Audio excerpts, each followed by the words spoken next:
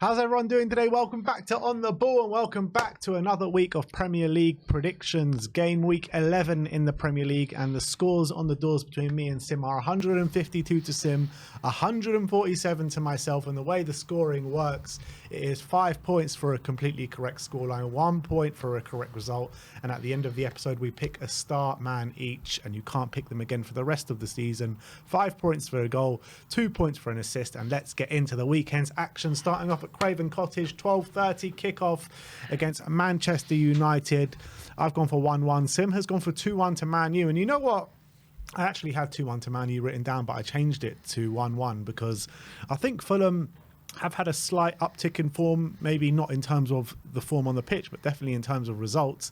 Man United at the moment, it just seems like it's the end. It's coming to the end for Erik ten Hag. And yeah, fine. I think they can. They're definitely worthy, or definitely will within their rights to get a result in this game, and I think they probably can.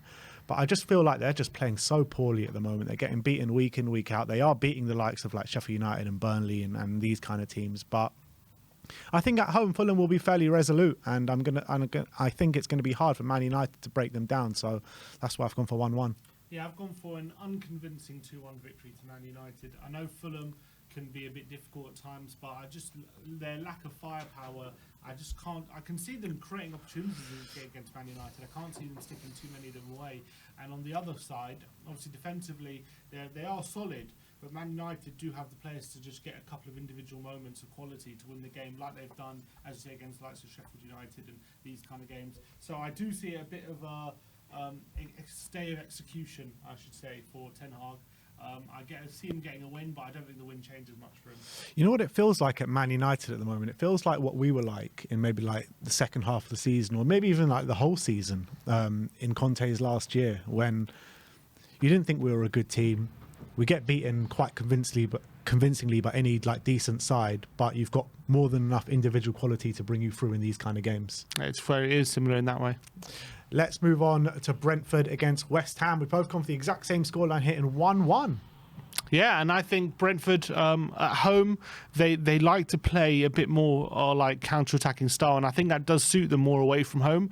At home against a team like West Ham, who are going to be very difficult to break down, I see them restricting Mbeumo and Wissa from the space that they would want. But I see Brentford doing the same thing to West Ham, so I do see a very tight game, not too many chances either side, but both teams have a few good individuals who can provide a moment of quality for them in the game. But I don't see a very open game, and I see both teams getting frustrated. So I couldn't separate them. I went 1-1. Yeah, I mean, West Ham started the season on fire. Results haven't been going their way recently, albeit they had a great result in midweek against Arsenal in the Carabao Cup.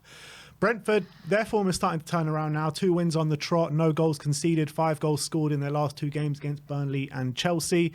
So I think this is going to be a tight game. It's going to be relying on individual, maybe not individual quality, but set pieces, definitely. And Brian Mbeumo is one of the players of the month at the moment, just been nominated for player of the month. And I think he's going to have his hand in this game, but I couldn't really separate the two because both of them might cancel each other out in this game, the way they both play their football. So I've gone for 1-1.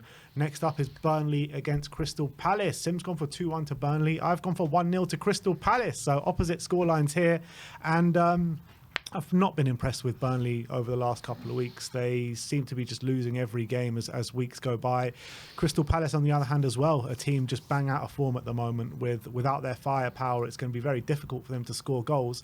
But against this Burnley side that leave it very open at the back, I can see at least 1 goal in there for Crystal Palace, and I think they're going to be resolute enough to keep Burnley out the other end. So I've gone for 1-0. I've just gone for Burnley to sneak this one. This could be a game at home in front of their own fans, which it's a massive game for them. They need a result in this game. I mean, I guess we've been saying that for the last few weeks, and it was definitely important against Bournemouth last week to get a result, and they didn't.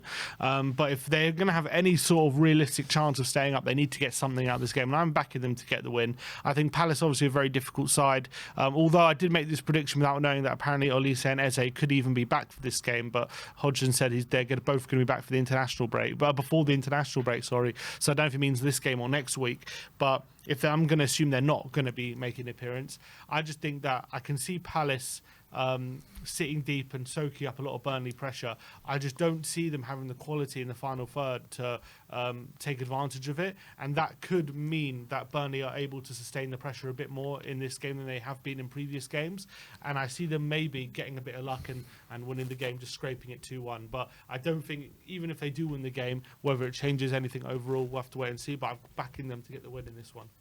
Next up, we go to Goodison Park as Everton host Brighton in an interesting game this weekend. Sim's gone for 2-2.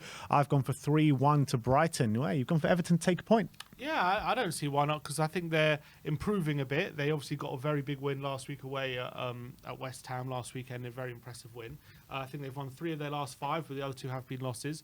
I think they are starting to slowly but surely gain some regular points under Sean Dyche after right at the beginning of the season. I think they lost their first 5 games, didn't they? They were in shocking form, but now they're starting to get a few more consistent results. Brighton, they're very open defensively, we know that, and I think that will suit Everton with McNeil, Harrison and Calvert-Lewin, especially him in good form at the moment. I think they'll be licking their lips at attacking this Brighton side, but we know how Brighton can play on the ball, and especially Everton being at home, obviously the onus is on them to attack a bit and open up a bit more than maybe they would be away from home. We saw what they did last season, didn't we? At the Amex, they won 5-1 near the end of last season. That was like a real kind of example of how you play against this Brighton side. So they know how to play against this Brighton team, but I think Brighton might have learned a few lessons from that game as well, but I don't think they're totally going to learn enough lessons to get the win, so I've gone for a 2-2 draw.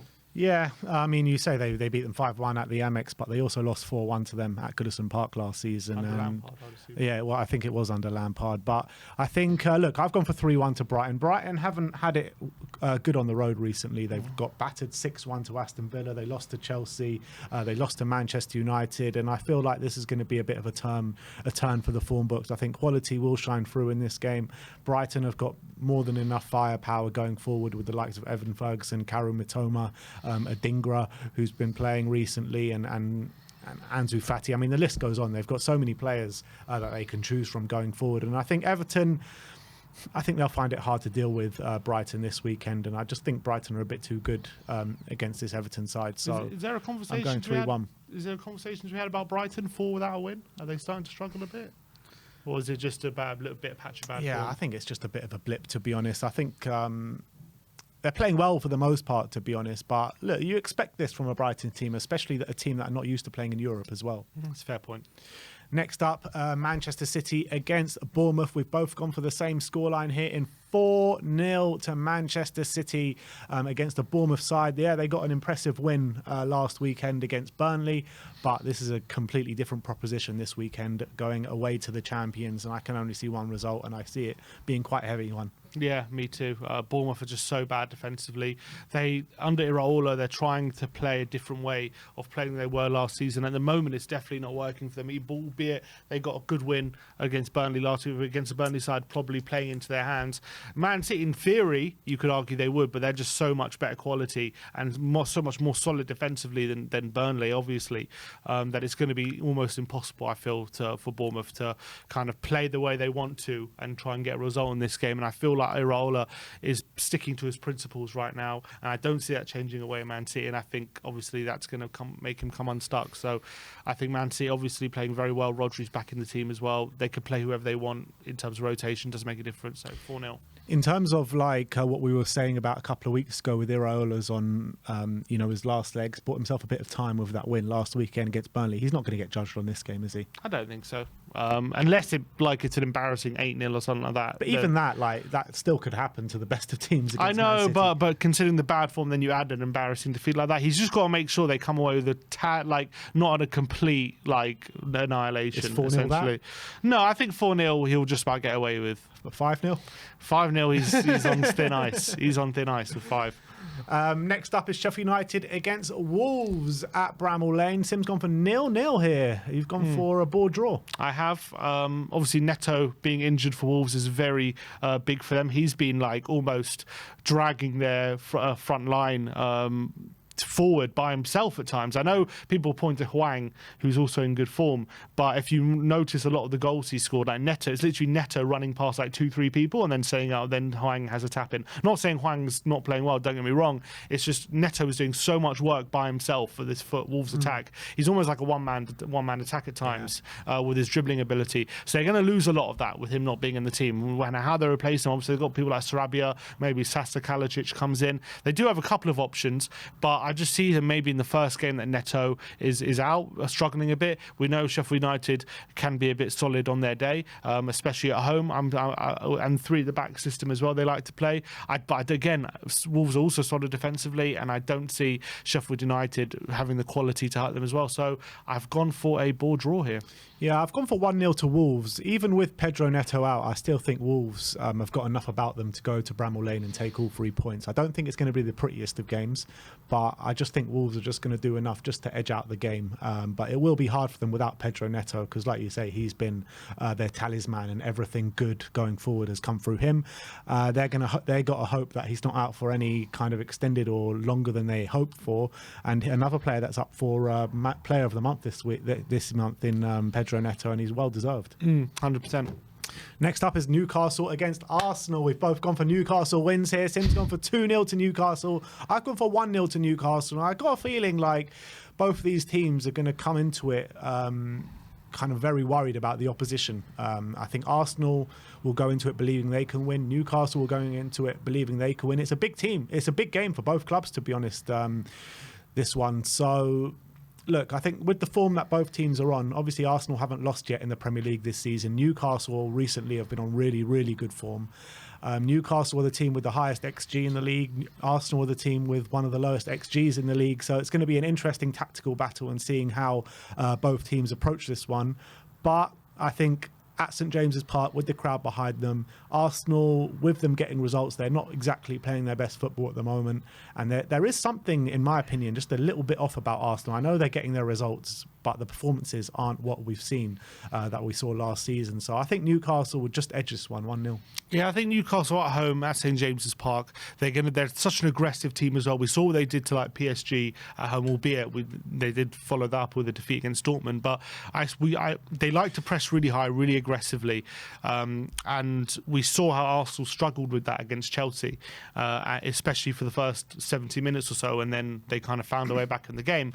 But I feel like if Newcastle are better defensively than Chelsea, and much more of a full, well-rounded team right now, and if Newcastle get that advantage that Chelsea got, I don't see Arsenal being able to claw it back. And it's about whether Arsenal have learned the lessons from that game at Stamford Bridge and whether they're going to find solutions to how Newcastle press, or if they're just going to struggle even more against how, because Newcastle are even better at pressing than and more aggressive than Chelsea right now. Even though Chelsea did a pretty impressive job against Arsenal, Newcastle are a step above that right now.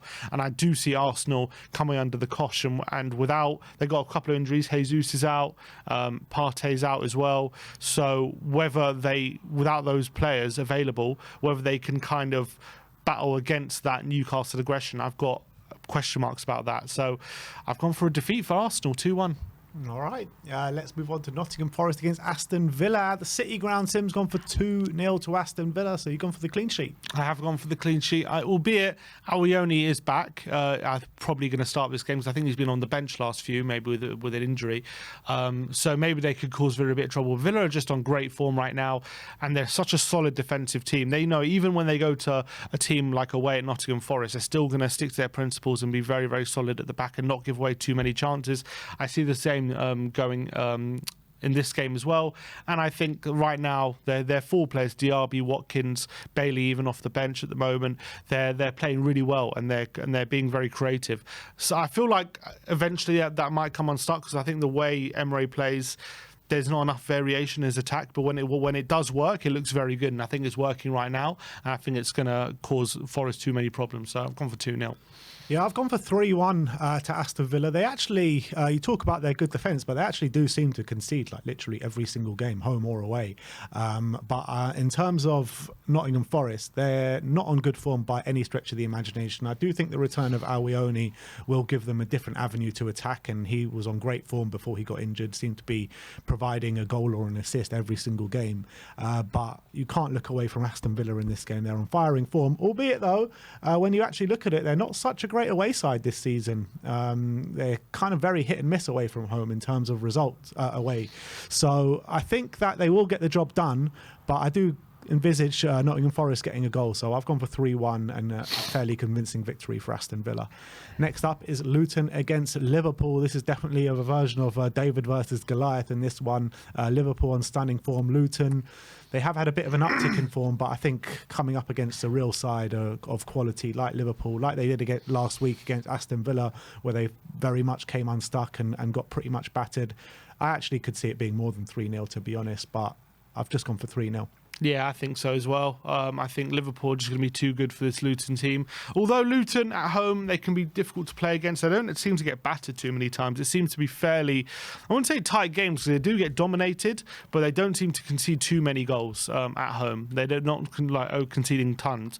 But Liverpool are just in fine form at the moment. It's going to be very difficult for Luton to contain any of the Liverpool attackers they choose to play. Nunes is starting to find the net on more regularly as well. Obviously, Salah is in great form. Jota as well recently. He's been banging the goals recently. So I just can't see any way that Luton penetrate that Liverpool backline as well. It's going to be pure domination.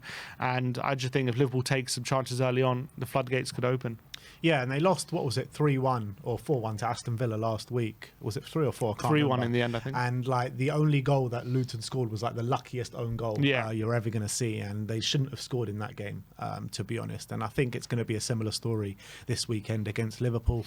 Last but not least, it's Monday Night Football at the Tottenham Hotspur Stadium. Tottenham against Chelsea in a big London derby. It's no surprise that me and Sim have both gone for Tottenham wins. Sim's gone for 1-0. I've gone for 2-0. And I've gone for a repeat scoreline of last season. I do think Chelsea are getting slightly bare, although they did lose at home 2-0 to Brentford, but they definitely should have taken more out of that first half. And I get the feeling in this game, like if we can just contain them in the first half, they'll tire in that second half and we'll win the game.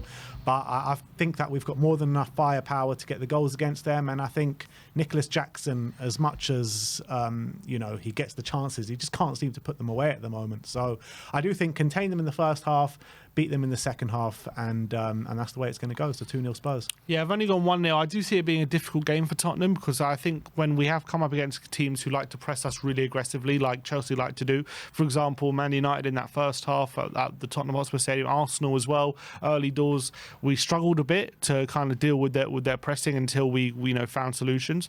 And I think we're going to have to do the same in this one. So I wouldn't be surprised if Chelsea are getting quite a bit of joy early on, but they're so porous going forward. And I think as well, our defence has been so solid over the last few weeks. I can see us shutting them out. And to be fair, in terms of going forward recently, I don't feel like we've created bucket loads of chances, but we do find moments in games where we just have that little bit of quality to string a few passes move together and create a really good quality chance. We've done that over the past few games. So I don't see a bucket load of chances up for us being created against the Chelsea team, but I see enough for us to get over the line and get the 1-0 win and be good enough defensively to get the clean sheet. So I've only gone 1-0. Yeah, and the one player I really feel that we need to keep quiet is Cole Palmer. I feel like they're trying to put everything through him at the moment, and I think he looks like a top player in the making at the moment, Cole Palmer. So it's going to be a big job on our hands to keep him quiet, but I think if we can do that, then that's one part of the victory done, to be honest. 100%. And let's move on to star men. Both of us gone for City men. Sim's gone for Phil Foden here. Yeah, I'm risking pep roulette. Let's hope it doesn't go against me. I'm pretty sure when I picked Foden last year, it did go against me, so I'm hoping not the same this time. But I feel like he's actually in quite good form at the moment in terms of the way he's playing, and I'm pretty sure he will start. I'm hoping anyway. I'm pretty sure he will start at home to Bournemouth, and I'm sure if he does, there's going to be a bucket load of chances for him in this one. So I've just gone for Phil Foden. Yeah, I've gone for Julian Alvarez. Sim had already picked him, so he couldn't have picked him this week. So I think Alvarez obviously is on crazy form this year. 4 goals, 3 assists so far this season in the opening 10 games. And I think with the game against Bournemouth at home, I think it's going to be a heavy victory for Man City, and I think Julian Alvarez will be very central to that. So Sim's gone for Foden. I've gone for Alvarez. It's a Man City head-to-head in the Star Men this week. But that is our Premier League predictions for game week 11. Let me know in the comment section below your predictions and who you think is going to come out on top this weekend. Is it going to be myself or is it going to be Sim? We'll see you all very soon.